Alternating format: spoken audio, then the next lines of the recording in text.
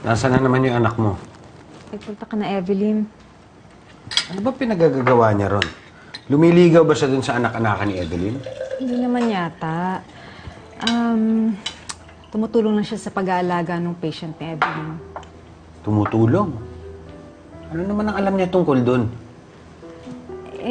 Kasi siya yung pinagkakatiwalaan ng feral child dahil siya nga'y nakakita dito. Feral child? Pinaalagaan ni Evelyn? Yun ang alam ko.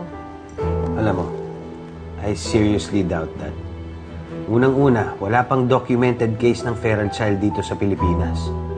At kung totoo man yan, Evelyn has no business treating that child. Diba, simula nung nawala yung anak niya, tumigil na siya sa pagpapractice. May nabanggit sa akin si Glenda na may feral child daw na patient si Evelyn. You mean, Dr. Medrano? I want you to find out everything. Lahat ng pwede nating malaman tungkol sa feral child na yan. Alright. You got it, Doc. Thanks, bro.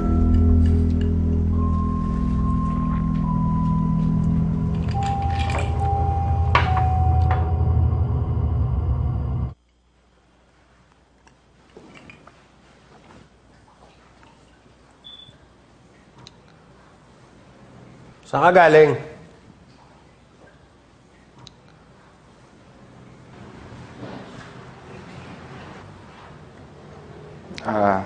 Kila Ninang Evelyn po, Dad.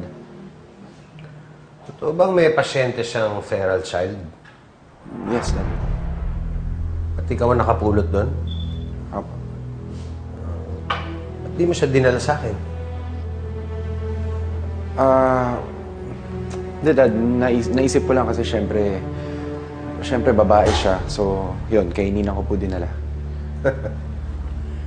You actually think that Evelyn is better than me? Alam mo bang she's a joke in the psychiatric community?